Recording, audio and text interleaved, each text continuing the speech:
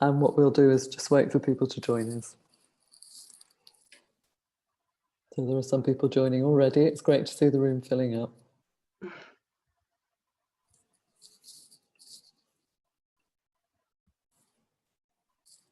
And for everybody joining us, I'm Anita Taylor, and we'll start the introduction for the session in a moment once everybody's joined us.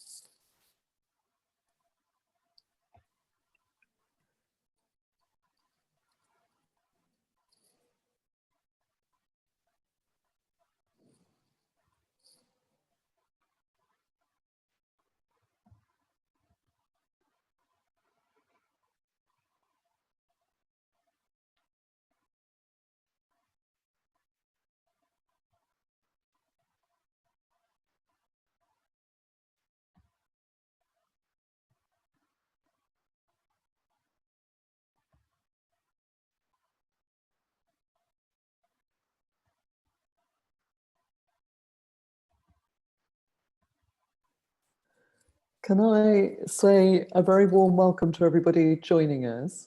We have 2 or 3 people more to arrive. So I'll just introduce M.Lorum in a moment. For those of you joining us, welcome to Drawing Projects UK and welcome to our drawing discussion this morning. I'm Anita Taylor. I'm the founder of the Trinity Buoy Wharf Drawing Prize and also of Drawing Projects UK, and I'm the Dean of Duncan of Jordenston College of Art and Design at the University of Dundee. The drawing discussions that we're holding at the moment are held in association with the Trinity Buoy Wharf Drawing Prize 2020. And for those of you who are local, I know that some people in the audience have been to see the show in Wiltshire. The show has closed at Drawing Projects UK and it's on its way to the University of Dundee, where it will open at the Cooper Gallery on the 13th of November. And we're really thrilled that that's where we will be heading to, which is great. So it's really lovely to welcome so many people who've joined us throughout the drawing discussions in association with the Trinity Buoy Wharf Drawing Prize, which have been supported by Arts Council England. And it's also delightful to welcome some new attendees. And we're really thrilled, as you'll know from the publicity, that we put this event on during the morning so that some of our schools and colleges, universities could join us during the day and to share the talk that we're about to hear.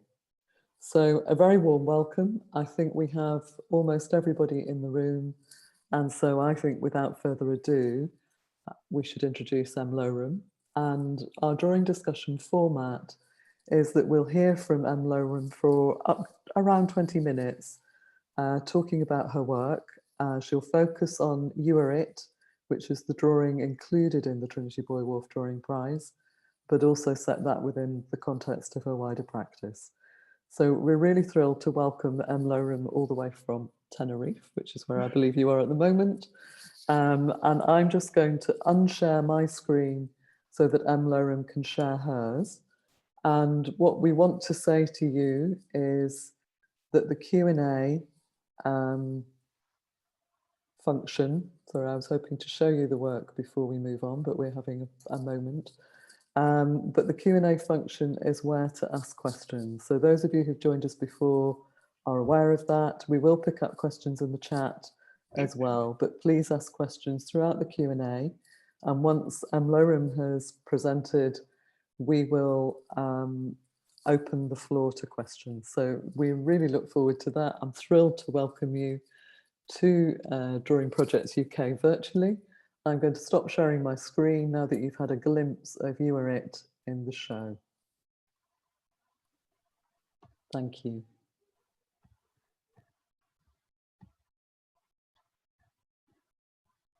Can you see my screen?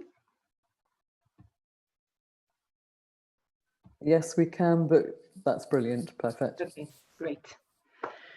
Well, thank you very much. First of all, thank you to Anita and to Drawing Projects UK for organizing this discussion. And of course, thanks to all the members of the audience who are joining us today. My name is M.Lorum, as Anita said. I'm a visual artist working in performative drawing. I graduated in 2017 from Central St. Martin's, where I studied a master's in fine arts, and I'm currently undertaking my PhD studies at University of La Laguna in Spain, where I am researching the topic of performative drawing as well. So today I'm going to talk about You Are It, which is a participative performative drawing that has been shortlisted for this year's Trinity Buoy Wharf Drawing Prize, and that has been recently on show at Drawing Projects UK as a moving image work. And then later I will tell you a bit about my practice more widely, and I will show you examples of other works. So You Are It was originally created as part of an exhibition project called Rethinking the Trace, which was supported by Tenerife Espacio de las Artes, which is the Contemporary Art Museum of Tenerife. And this project was selected through an open call to develop 3 solo shows in 3 different spaces that belong to that museum. So the project was based on performative drawing and site specificity. So what I did was creating 5 performative drawing works for every exhibition space that were created in response to the architectural features of each venue. And You Are It was the participative work that we performed in the last exhibition in the main venue of the museum in 2019. In every of the exhibitions, among these 5 works, there was 1 participative work. I like a lot participative works in which the audience become the makers. And what I do for them is setting some rules for the performance, but it is the participants who perform and who create the performative drawing that will be in the exhibition. The reason why I like this kind of work so much is because they question the notion of authorship. Who is the author here? Yes, it is me who creates the rules for the performance, but it is the participants who perform and create the work, while by tracing their interactions and improvisation while working as a team.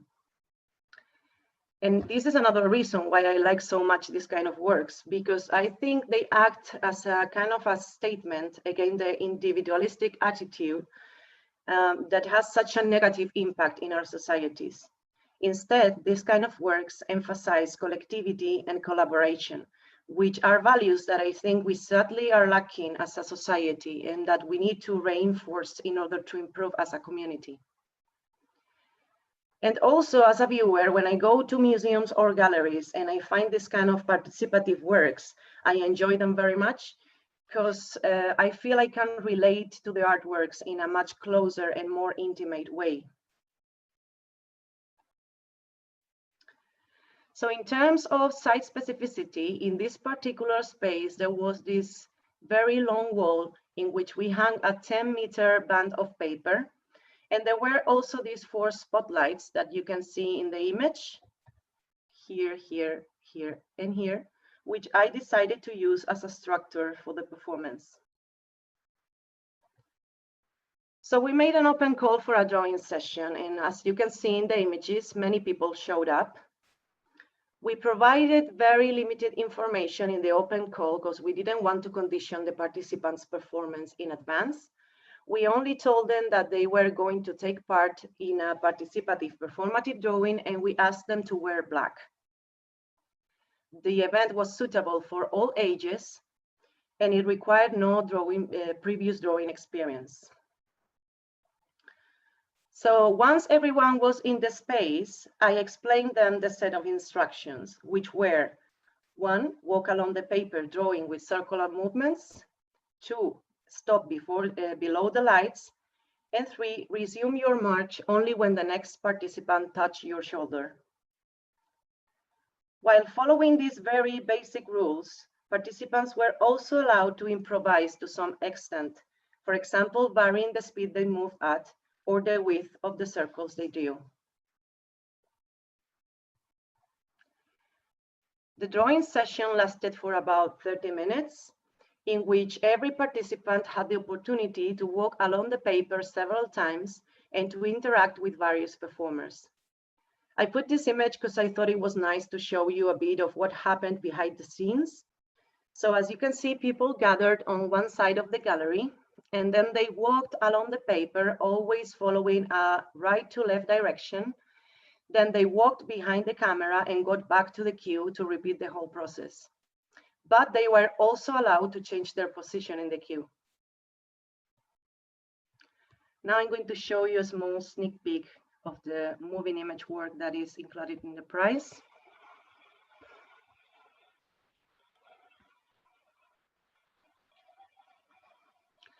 One thing I noticed in this particular drawing session compared to others was that people seem to be focusing a lot on the act of drawing, on their body movements, and on their limitations. I think we created a really nice creative atmosphere, and actually everybody was pretty silent. And I loved that silence because it allowed the sound of the drawing to gain protagonism. I hope you can hear it here. I thought that was beautiful.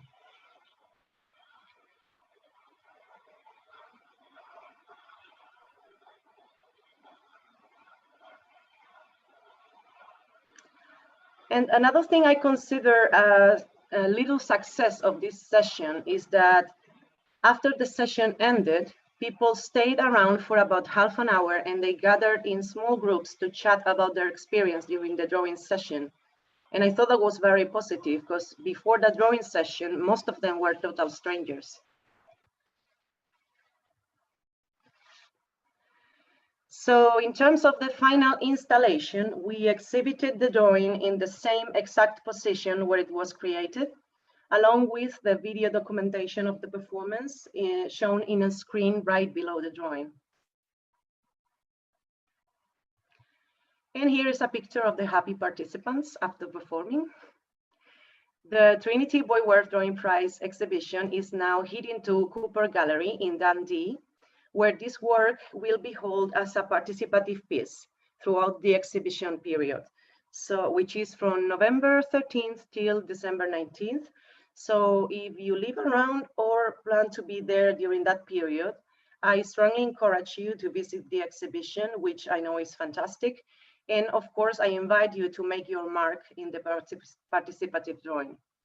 And do not worry about health and safety because the instructions has been adapted for the current social distancing regulation to keep participants safe. And now I'm going to move into talking about my art practice more generally, and I will show you example of other works. Before I continue, I thought it was convenient to define what performative drawing is, because I'm aware not everybody in the audience might be necessarily familiar with this concept. So performative drawing is a process-oriented drawing practice that focuses on the act of drawing itself and on the body of the producer rather than on the image being produced. This doesn't mean the final image is not important to us, but let's say secondary or accidental. It is indeed an indexical trace of an event or of the body of the artist in motion. So in a way, we become a drawing tool. So gesture, movement, physicality, and mark making are key concepts in this art practice.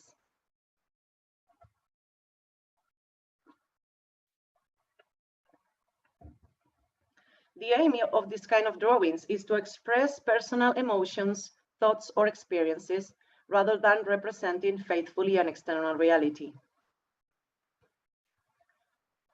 It is an art practice that challenges boundaries between media as well. As you can see in these images, every work is obviously a performance and a drawing, but it could be also a moving image work, or it could be an installation if you combine them all together in the exhibition space.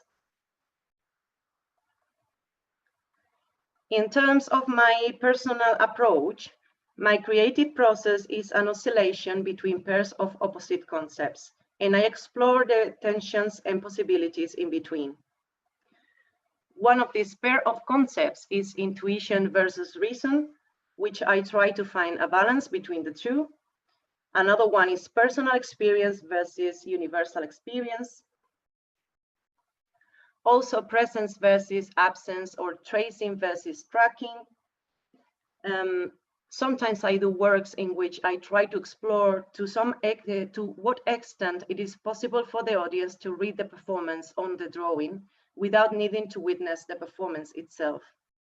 But perhaps the most important pair of opposite concepts for me is control versus accident. So what I do when I create my works is to set some performance rules, which could be the use of certain objects or materials or movement routines. And these movement routines are usually inspired by my personal experiences, but they can be extrapolated to anyone else's. And then improvisation and external factors, such as the place I work in, the characteristics of the materials I'm using, or even the behavior of the audience, facilitate to some extent an unpredictable result.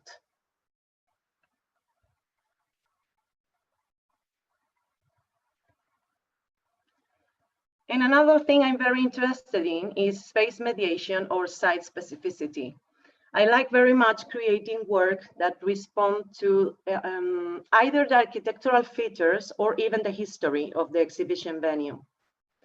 This is a work that, for example, I did during the Draw to Perform residency in 2018. Thanks, Ram, for this opportunity, by the way. I think you are among the audience. And the residency took place at the Copper Dollar Studios in Brighton, which formerly were a stable. So I decided to work about that history. And what I did was using 2 horseshoes which I hung from the ceiling using threads, and I conducted them like if they were puppets in order to produce an accidental drawing. And also I was trying to recall the sound of a galloping horse. I used a piece of stone paper, which takes marks from metallic objects very well without needing any other additional drawing material.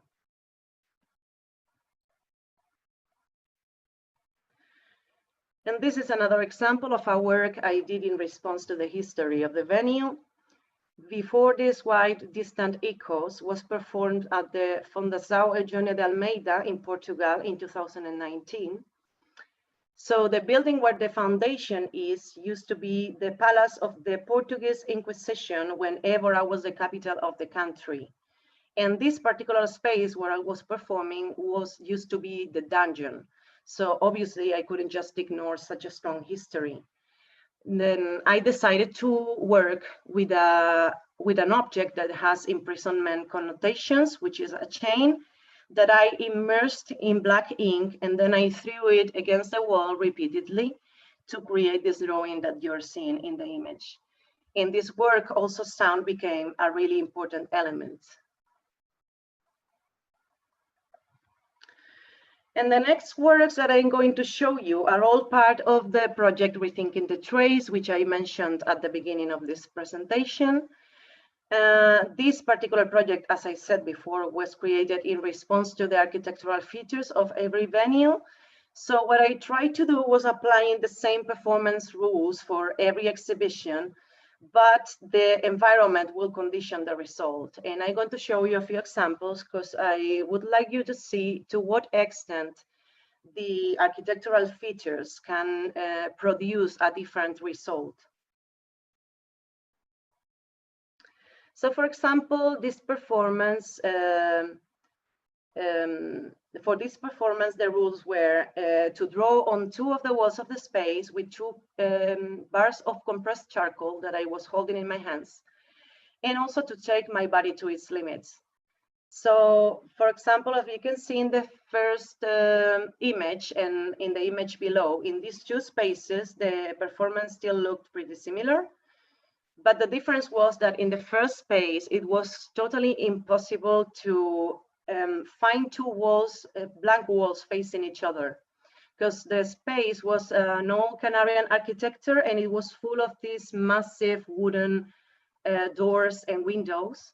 So I needed to work displaying the paper in diagonal, and then I ran from one wall to the other, producing marks in both until I got exhausted and out of breath. The image below is the third exhibition venue where we performed You Are It as well. And there were these two columns in the center of the space, which I decided to use for the performance. So the size of the paper was determined by the distance between the columns and the width of them.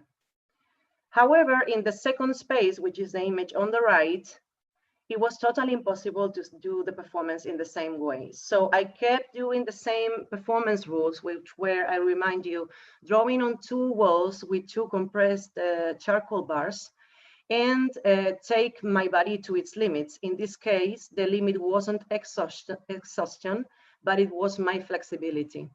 So as you can see, we keep the same performance rules, but the space really conditions the result. And actually, in this case, the result ended up being so different that I decided to use a new title. Something very similar happened with Bleep Test. In the first and third space, the performance still looked pretty similar. The performance rule was spreading graphite powder on the paper using my feet. So in the two images that you see on the left, I was running and sliding from one end to the paper to the other, and then spreading the graphite powder with my feet. Even though the performance still looks very similar, the drawing looked totally different because the friction produced by the sliding also registered the textures of every floor, which were really different between them.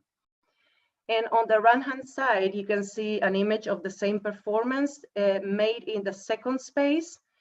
So in that space, there was this beautiful wooden ceiling where I was allowed to hang myself from a beam using a harness. So I decided to swing instead of running to spread the graphite powder with my feet.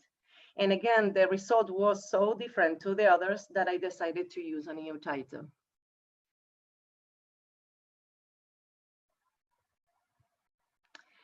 And I thought it would be nice to finish this presentation going back to the participative performances. So I'm going to show you the making of tracing dialogues, which is the participative drawing performance that we held at the second exhibition space in 2018. And in this case, the performance rule was just to respond to other participants' previous marks and gestures.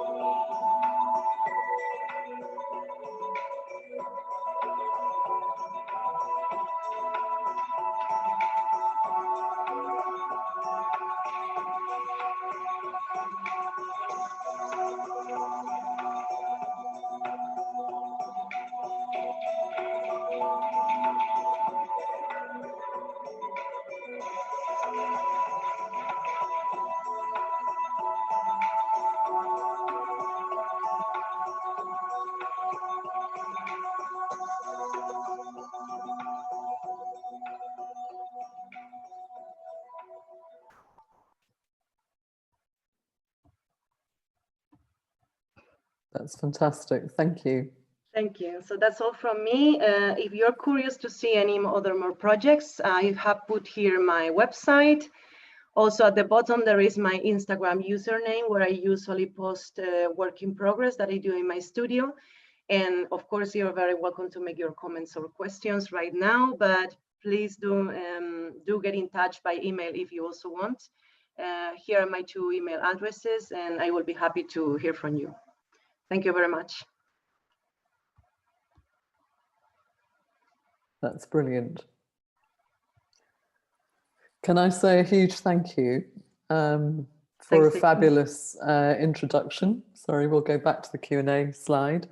A really fantastic presentation, M.Lohrum. Really lovely to see Thanks. the work in full and to see some of the moving image that represents that performance. It's also amazing to see that sheer joy of making a mark in that very last video of people coming together to make a mark in a way maybe that people don't often make a mark together. Yeah. So a really terrific moment. Sorry, I've just clicked accidentally on my screen, so I apologise.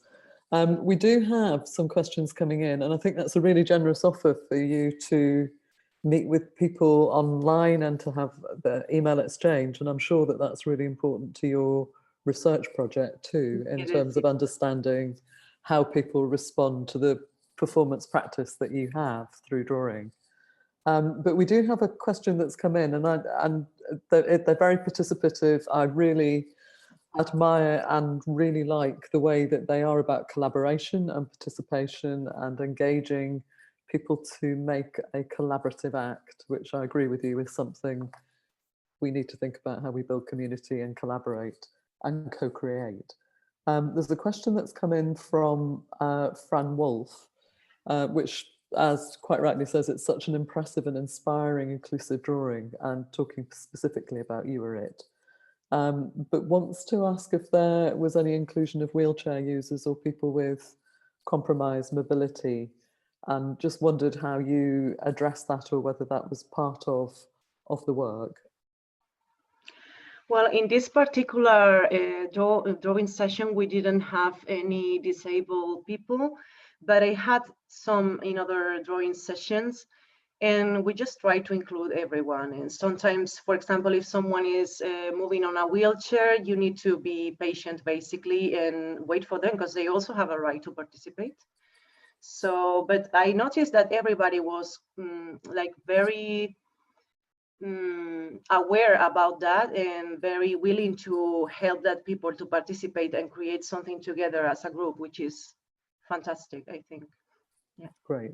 And I think, I mean, what Fran is also saying is a thought-provoking and meaningful artwork. So really great to see and to understand your response to it.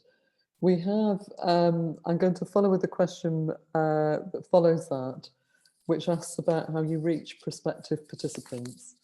Is that through social media or personal invite, or what's the process of the open call that you undertake? Yeah, well, when working with museums or galleries, we usually do an open call in social media through the museum, actually, because they obviously reach a wider audience. But I also invite people that I know personally and that I know that they like to take part in this kind of works. Actually, in this project where we had 3 participative works, one in each space, there were a few people that came to every session. So even people that I didn't know personally. So I think it's a kind of activity that really people enjoys very much, because I think in a way is for them to kind of go back to their childhood and draw when they were children without worrying about the image, but just enjoying the act of drawing. So it's really popular. I haven't really had many problems having people coming in any of the sessions, because I think it's an activity that people are really willing to participate. That's fantastic. And the follow-on to that was, how far in advance of the date do you do the call?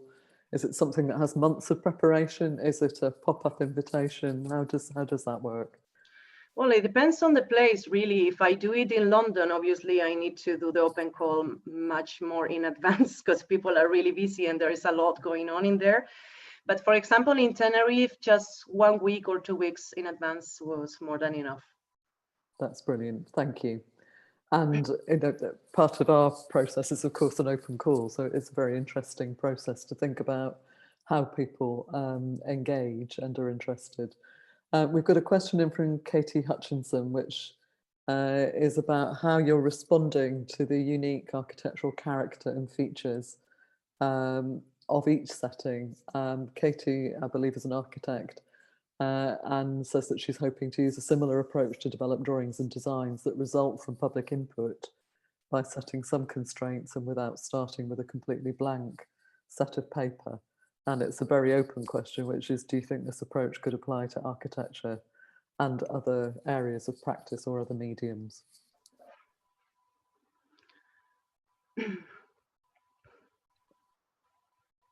Did you? Sorry, I'm just rereading the question. Yeah. That's good. I mean, I think it is really interesting, and I'm very interested in a social practice through architecture as well. And I think it's really about, I'm reading into this, Katie, so you can correct us in the question and answer, but that sense that buildings have a history and people have a response to particular places in ways that you're retracing through your trace and tracking process. And it does give people a very participative relationship to a particular space. Well, I think in architecture, it is quite a common approach as well, isn't it? Like to try to create something that creates a dialogue with the environment in a way, or even with what was previously in that space where they are building or refurbishing something. And well, I think in general in art as well, like site specificity is quite common. Like not everybody does it, of course, but it's been quite a lot of precedents in this sense. So, and for me particularly, it actually helps me to create. I mean, I find it easier when I have something to work with from the beginning rather than having, let's say, like a blank space where I can do whatever, of course, but I don't know. In those cases, it takes me longer to come up with an idea. Whereas if I work in a space where I know that something strong happened there, or I can see some inspiration in the architecture, ideas immediately come to my mind. So, yeah. Yeah, I think that's a really interesting response, and I'm sure it's one that we could have a wider discussion on, and in situ might be an easier discussion to have. But I think it's really important to think about that imprint and interpretation from a collective response to a space. We've got a question in from Beckany, who is Head of Art at John of Gaunt School in Trowbridge, which is, do you ever have an idea of what the final outcome will be when planning a collaborative drawing piece? Or are you happy to just wait and see what the outcome will be? Well, no, I try not to, like, of course, when you set the rules, you have some idea of how it may look like in the end. But for me, a really important part of the work is to allow the thing to grow or to change organically during the event. And that applies even to when I perform on my own. So I try to work in a way, that's what I meant. I try that the dichotomy between control and accident was very important to me, because obviously there is a part of the work that is totally planned, which is the performance rules. But I try to work in a way that I can't control what's happening. So I get surprised myself with the result. And I like that very much. And especially in this kind of participative works, I think it is really important to not to have a very fixed idea beforehand of how it's going to look like in the end, because the important thing is the performance itself and that the participants get involved. So I don't really mind how the drawing looks in the end. For me, as I said before, the drawing is important, of course, but it's secondary. The most important thing is the event and having people interacting and enjoying the activity. That's a really fantastic answer. And I think it's clear as the framework facilitates participation and it facilitates the communications in and through drawing and a co-created act. And I think that's a great liberty. I mean, it gives people liberty, doesn't it, to respond. And the thing, because we've had it on a monitor here in drawing projects, and everybody's become very obsessed actually by how people do behave within the question and within the framework that you give them. And it becomes really apparent when somebody turns their arm that way as opposed to that way. And although the drawing is the residual outcome, the process of making enables us actually to take a space of observing. So the filming does something different than the performance itself, I suspect. And I wondered if you might want to talk a little bit around the relationship between the performance and the film and the way that that's presented, because I thought it was fascinating that you presented it in one venue with the film and the drawing together. But the observation of the act is slightly different when you only have the film.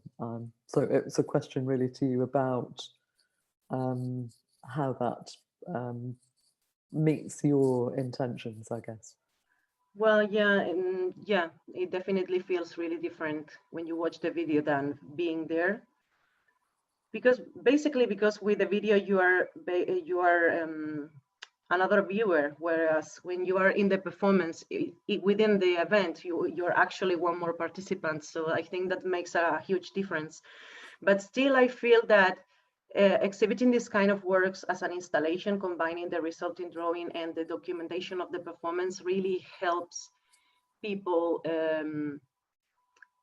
to be more aware of what happened there and to understand fully what the work was about. So sometimes, as I said before as well, I exhibit just the drawing because I'm also interested in this other part about decoding the performance from the drawing itself, which is also very nice, I think. But in this particular kind of works, which are participative, I think when a viewer comes afterwards to the space and they see the work, if they only see the drawing, they won't really get what the work was. So I think in these particular works, it is still important to have a video documentation during the exhibition period for other visitors that might come later. I agree. I think what it does is it's another invitation. It's another open call to think about what it's like to make this performative drawing, but actually to do something together that doesn't have it has a clear format and a clear function, but the function isn't functional, if you see what I mean. It's not about the way that we do things through we do things because they have to be done. This is done actually through the joy of creating something together. And I think, one of the things that it has done while it's been on show, and I know it will be made as an instruction in Dundee, and we hope we'll be able to do the same in London, possibly with you in London by then, we hope. I hope so. But actually it invites people to participate, to play, to engage with your rules. So it becomes, like a game or a sport or an inclusive activity with a clear set of rules and framework. And there's also something incredibly, I think, a little bit poignant about it in the current context, because of course, we originally hoped that you might be able to do a workshop with John of Gaunt here in Trowbridge, because we felt this was something that could be socially distanced as an experience and would enable that engagement in a different way. And of course, that is what will happen in Dundee. But I think it has something about the act of doing something together, but in this very ordered way, which talks to the moment that we're in an exciting way. Yeah, in a way, it will be time specific as well. Yes, it will. Very certainly. We have another question in, which is from someone who's doing their Bachelor of Fine Art and continuing with honours. So I'm not sure quite where Miki is coming in from, but is asking about your master's and now your doctorate, where you find your research material from, and is there anybody that you'd recommend to study? This is someone who's undertaken a residency with Draw to Perform and been inspired to continue this art form and working with spectators. So I think thinking about your frames of reference or influences or people that you're excited by would be really lovely to hear. Yeah, well, to be honest, it's a very tricky topic to research because it's a very alive and current art practice that is still growing at the moment, so it's very recent. But if you go back to history, there are many precedents, sorry. So I'm researching from cave paintings till Jackson Pollock or Carolee Schneemann. And by the way, recently 4 artists, Brigitte Hosea, Carolee McCall, Mary Claire Foy, and who was the other one? Sorry, I don't know that person, so I can't remember her name now. But they recently released a magnificent book about performance drawing, which I recommend to everyone. So that books gathers a lot of artists working in this area, much more contemporary as well. So that's a very interesting source to have a look to. That's great. It is a great reference book, and I'm just trying. I'll look up the title and drop it into the question. So we'll do that for you in a moment, Miki. Yeah, it's called Performance Drawing Art Practice from the 40s or something like that. I can't remember now exactly, but I'll find it and pop it into the chat. Are there any other questions coming in? I mean, this is a really fascinating conversation, and I'm wondering if there are any of the schools in particular who want to ask a question, or anyone else at all in the audience. It's been really fantastic to hear you talk, M.Lohrum, really fantastic. And we were lucky to have you also talk in the teaching drawing symposium run by Drawing is Free earlier in the programme at Drawing Project. So it's been really interesting also to have a sense of you're applying what you do to teaching as well as applying what you do to creating artworks and your practice. And I wondered, is that something that sits within the PhD as well, that relationship to teaching? Well, not on the text itself. What I have to say, my PhD is half theoretical, half practice-based. So I am researching theoretically, but I'm also creating exhibitions and activities that are part of the PhD as well. And actually, I have some teaching hours included in the PhD. So I teach artistic creation and performance, and I try to get students familiar with this kind of practice as well, because it's not so well known in Tenerife. So I think in London in general and in the UK especially, there is kind of a big community around performative drawing. Like there are many people interested in this kind of things and working on it and getting in touch with each other, but not in here. So I think it is important for students here to have a different approach to performance. Also with a media that it's a kind of hybrid practice between drawing and performance. But I'm not really writing about it in my PhD so far. No, that's fine. It was just really of interest to think about if something is such, if it's the time when it's being newly researched. I mean, I suspect performative drawing has had a place, but there is a real focus on that at the moment. But it might be something that has a need to return into a curriculum or into teaching practice. So it was interesting to think about that. We have another question in from Becca Nee, which is, when did you first become inspired to follow the path of becoming an artist? I'm sure this will be something really of interest to people who are thinking about how they develop their career, whether they're already on degree programs or at school, is to think about what made you move into this space and to occupy the space that you're in. Well, this is a very personal story, but actually I always liked especially drawing and dance. So I was very interested in movement as well. But when I was 16, I was studying my high school, my secondary studies before university. Actually, my plan was to study biology, but I got ill. So I got an illness with my thyroid. So the doctor told me to stop everything I was doing for a year. So I quit school, I quit dance, I quit theater, I quit everything that I was doing. And I spent that whole year drawing and drawing and drawing and drawing.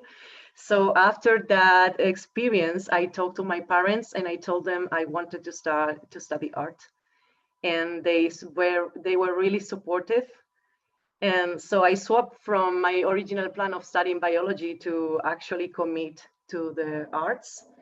And And I think I took the right decision because I enjoy it a lot. So yeah, from now on, I've been working in the arts. That's really fantastic.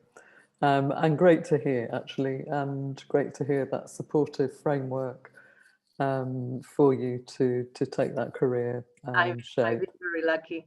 And also there's always something positive in negative things, because obviously an illness is not something positive, but my current career came out of that thing. So yeah, which is quite often the way, isn't it? Is that things happen. There are catalysts for everybody about the way they move into their careers and find their way forward. And I think, you know, it is always interesting when people are happy to talk about those as to what they are. And quite often things are serendipitous too. So that, you know, there is a moment. And it's really great to hear you talk about that catalyst and how you got to where you wanted to be. And brilliant that, you know, the other thing that's great about you is that sense that you've been based in Tenerife, you've been over, you studied your MA at Central St Martin's and then went back to do your PhD. And I know as part of the PhD, you're planning to be in Europe for 3 months, ideally at Baspar University, which is just up the road from drawing projects in Wiltshire. But obviously you would also be very welcome to visitors in Dundee if that's the way forward, and of course come to drawing projects too. I will, of course. Which is brilliant. I'm also kind of aware, you know, a number of the people that were mentioned, we've just put into the Q&A the book that you talked about. But, you know, it's been really great. At least 2 of those people, possibly more, have been included in the Drawing Prize previously. So it's always been something that we're interested in, and that sense of, you know, the individual imprint through performance, that trace as you talk about it, and tracking in a different sense than we've got used to that word at the moment, is, you know, really important, I think, because it's one of the things that's very fundamental about drawing, is about making that imprint on the world, and, you know, having that sense of, you know, I'm here now and this is my relationship to my space in this time with whoever is within this space with me. And I think, again, there's something very pertinent about that, again, in the current context, but it's really because the current context focuses our minds on the real importance and how integral drawing and that sense of a need to make an imprint on the world or space around us. It's about understanding who we are, isn't it? Mm. And our touch of things, our tacit knowledge and relationship to the spaces we occupy.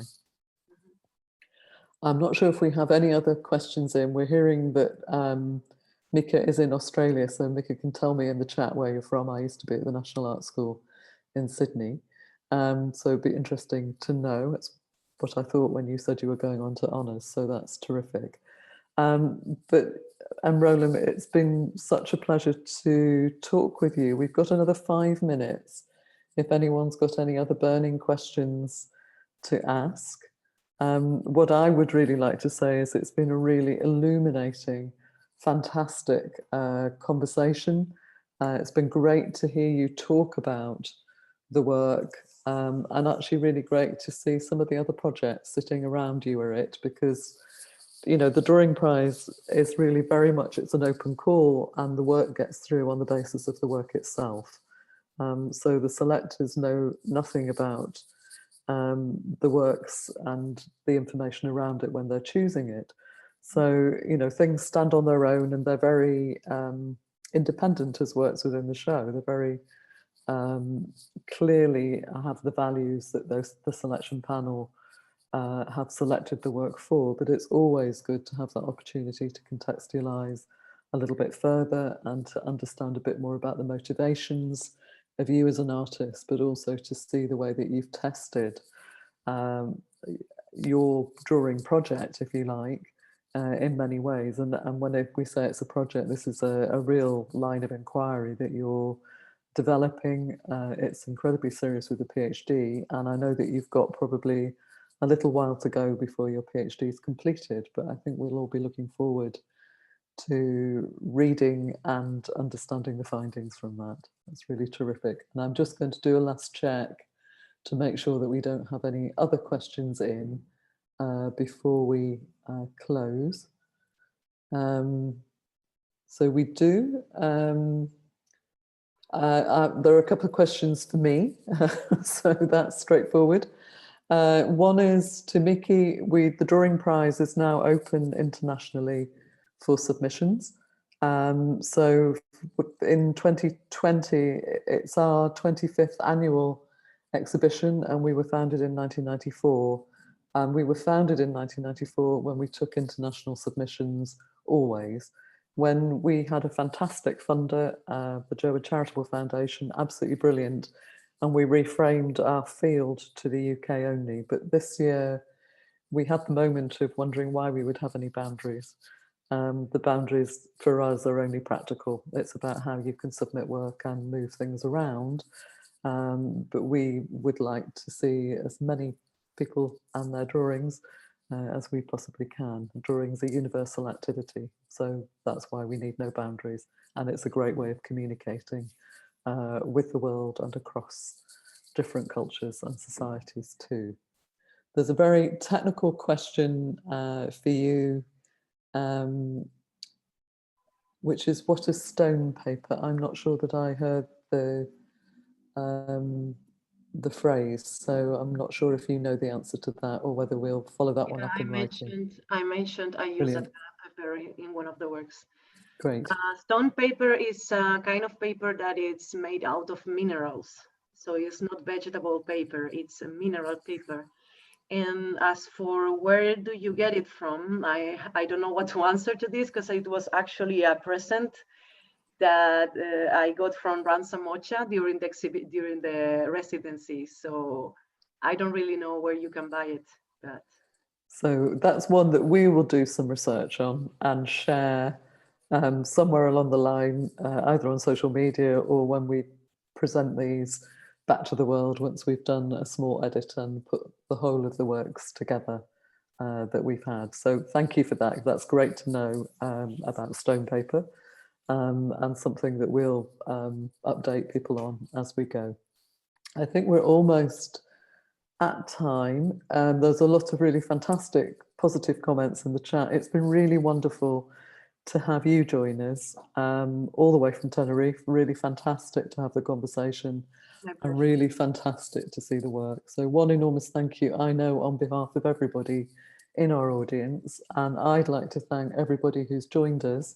If you do have a moment to let us know where you've joined from, and if you're with a school, please let us know either by the chat or the Q&A, and let us know by email afterwards. We'd really like to keep in touch and to see how we can take forward our online drawing discussions. We have one more to go in association with drawing projects and the Trinity Buoy Wharf Drawing Prize. So please look out for our last drawing discussion as this part of the series with James Robert Morrison, which we think will be on Sunday, but we're just going to confirm that.